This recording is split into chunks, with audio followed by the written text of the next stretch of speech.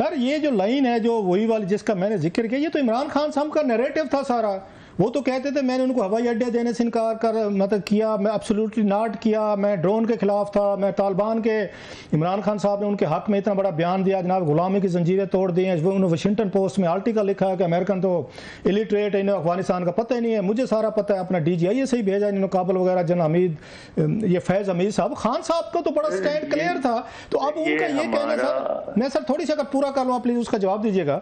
ये जो लाइन डाल के उन्होंने ये लाइन डाली है कि जनाब खान साहब तो अमेरिका में सॉरी पाकिस्तान में अमेरिकन इंटरेस्ट को वाच कर रहे थे, एडवांस कर रहे थे, प्रोटेक्ट कर रहे थे। दूसरे लफ्जों में ये खान साहब की किसी पार्टी के बंदे से, उनकी PTA वहां पे है, उन्होंने को एंडोर्स करवाया होगा, खान साहब के नॉलेज में होगा ये ऐड दी गई है और उसमें ये लाइन डाली गई है कि खान साहब तो एज ए प्राइम मिनिस्टर उनका अमेरिकन के उनके इंटरेस्ट पूरे कर रहे थे। सर ये तो बहुत बड़ी खतरनाक लाइन डाली गई इसमें। मुझे पार्टी का तो नहीं पता कि मेरा ख्याल है इमरान खान से इन्होंने इंडोर्स नहीं करवाया होगा, और ये जो चीज तैयार की है उन्होंने की है। रही ये बात कि पॉलिसीज में इस तरह की जो खिलाफबाजी होती है, हमारे यहाँ पुरानी है, लोगों ने किताबें लिखी फ्रेंड्स नॉट मास्टर्स, फिर उसी को मास्टर मान के उनसे पैसे लेने भी चले गए, इमदाद लेने भी चले गए। तो हम तो हमेशा अमेरिका से, तो हमारा ये जो है ना, एक मुझे याद है एक मैंने यहाँ आर्टिकल पढ़ा था कि obsession with US Stokes Pakistan, कि अमेरिका से जो ऑब्सेशन है वही पाकिस्तान को चलाती रहती है। तो वो ऑब्सेशन तो है हमारी, कभी हम उनको गालियां देते हैं, कभी गले लगने की तवज्जो करते हैं, कभी कहते हैं आंखों में आंखें डाल दो, कभी कहते हैं कि भाई हम आपके पैरों में पड़े हुए हैं, प्लीज थोड़ा सा कुछ दे दो। तो ये तो हमारा है, फ्रेंड कभी मानते हैं, कभी मास्टर मानते हैं, कभी कुछ नहीं मानते, कभी दुश्मन कहते हैं, कभी कहते हैं कि हमसे दोस्ती क्यों नहीं करते, मोहब्बत क्यों नहीं करते, फिर कहते हैं क्यों मोहब्बत करे, ये तो काफिर हैं, ये तो ईसाई हैं। हम तो कंफ्यूज लोग हैं, कंफ्यूज हमारी सियासतदान है, कंफ्यूज हुकूमतें हैं, कंफ्यूज अवाम है, कंफ्यूज पॉलिसीज हैं। मीडिया भी है, आप मीडिया को स्पेयर ना करें, बिकॉज वो बिलोंग टू मीडिया। मीडिया बहुत ही ज्यादा है, मीडिया तो बिल्कुल कंफ्यूज करता है, हमारा मीडिया कंफ्यूज करता है। बिल्कुल सही है, मीडिया कंफ्यूजन पैदा करता है। अच्छा अनवर साहब, ये बताइएगा कि सुलेमान कासिम दोनों का जो ट्रिप हुआ अमेरिका का, उसमें भी उन्होंने बड़े खुले तरीके से जो है वो कहा कि वहाँ की इस्टेब्लिशमेंट ये कर रही है मेरे वालिद साहब के साथ। उन्होंने फील्ड मार्शल का नाम ले लेके जो है वो बात की। हम देखते हैं ऐड में भी इस किस्म की चीज़ें आती हैं, लेकिन जो रियलिटी और जो मैटर ऑन द ग्राउंड है वो इसके बरक्स नज़र आता है। जिस तरह से ट्रंप की मीटिंग हुई वो हमने देखा कि कभी किसी की इस तरह से मीटिंग जो है वो किसी आर्मी चीफ के साथ जो है वो नहीं हुई।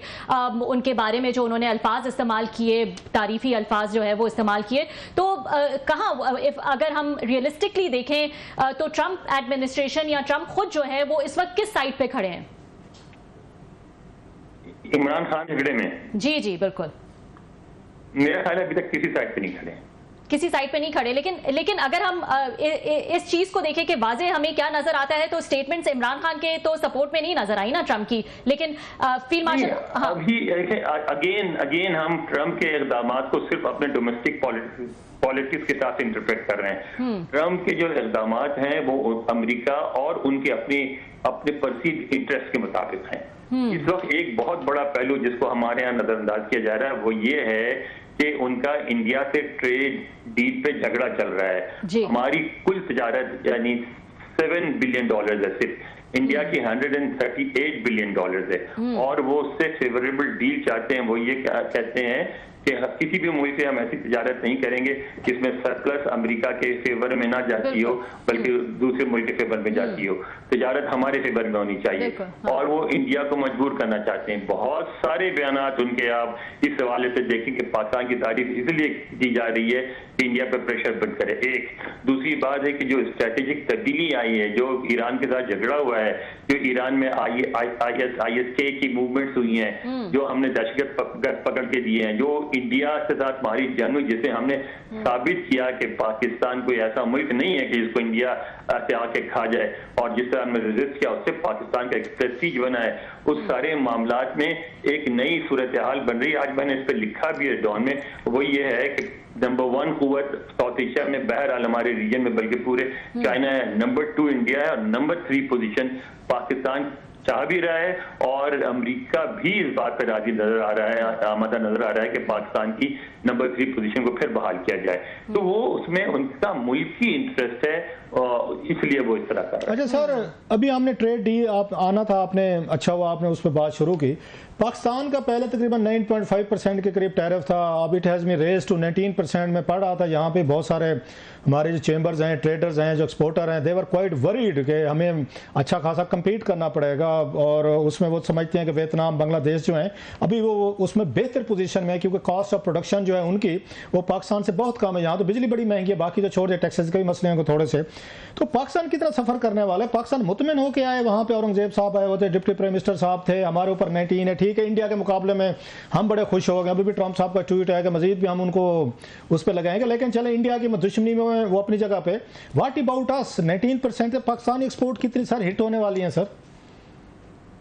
कंपटीटर्स के मुकाबले में आपको बेहतर डील मिली है।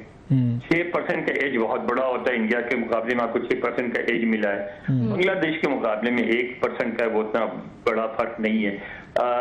लेकिन ये है कि अगेन हम इसको इस तरह ना देखें, क्योंकि बायलैटरल टॉक्स हो रही थी तो उन्होंने सारी दुनिया को धमकी दी हुई है। कनाडा जैसे मुल्क के साथ उन्होंने अभी ये भी कह दिया कि अगर उसने फलस्तीन की स्टेट को तस्लीम किया तो 50% में कर दूंगा उसकी टैरिफ जो है।